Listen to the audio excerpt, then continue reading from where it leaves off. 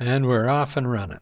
First off, I got to apologize a bit for this strange looking color.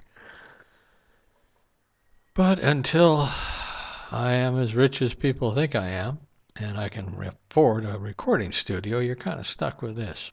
At least if I do it at night. In the daytime, the light comes in the windows and it looks a lot better. Right now I have got a light that looks a lot like this one shining on my face, because if I turn it off like this,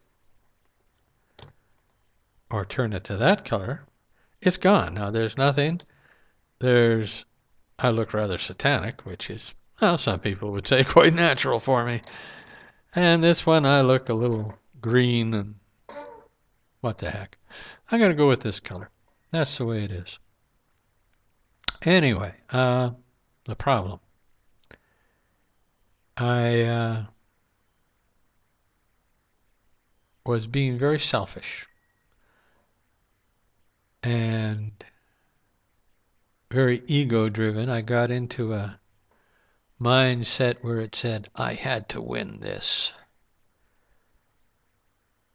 And I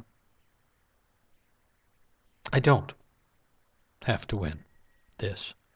This being the ongoing problem with our neighbor. I mean, I was out there twice today yelling at the top of my lungs, and I've got a loud voice. I was pretty good preaching in a fair-sized hall without a microphone if I wanted to be.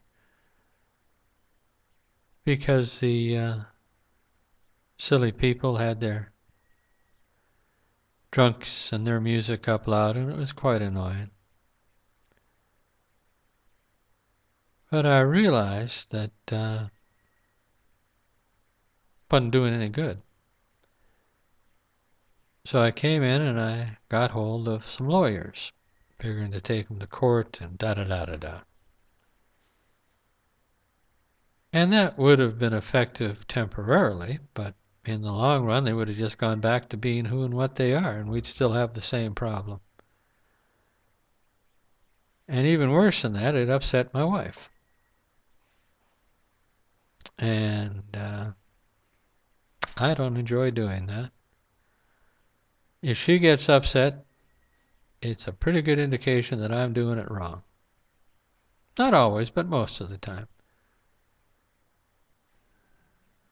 And it certainly, the more I thought about it, the more I realized that I was doing something wrong here. Because the only positive, absolute, guaranteed result was that my wife was upset. And that was a really silly thing to do, upset my wife. So we talked and thought and held hands, and I came to realize, as I had realized earlier today, I think, that I don't need to win this. I can't win it. There's a story told of a Buddhist monk who's sitting at the side of a river and he sees a scorpion fall into the river. And he picks the scorpion out and it bites him, which is a very painful bite. I've had a scorpion bite and they hurt. But he took the scorpion and put it down on the ground after it had bit him. And lo and behold, the darn thing goes and falls in the river again, and he picks it out again, and he gets bit again. This goes on 4 or 5 times, and finally somebody comes up to him and says, "Excuse me, sir, but why are you being so stupid? Why don't you just let that sucker drown? Or if you're going to pick him out, at least throw him away or crush him, because he won't keep biting you." And the monk looked at this guy and he said, "Well, sir, I have a problem. It is the nature of a monk to save life, and it's the nature of the scorpion to bite. And I have a problem with that. And I have that same problem with my neighbors. It is their nature to be what they are, and it's my nature to be what I am. And the only nature that I can change is my own." So we talked about it, and it ain't going to be easy, but I'm going to change my reaction to their lifestyle. So if the lawyers get back to us, I'm going to tell them thanks, but no thanks. We're going to build walls. And I'm going to spend a lot of time in the house when they're being stupid and drunk. Now, from 10 o'clock on at night till about 4 or 5 in the morning, it's quiet and peaceful up here, so I can go back to being a night person and enjoying life that way. It's doable, and it certainly makes more sense than to upset the woman that I owe so much to.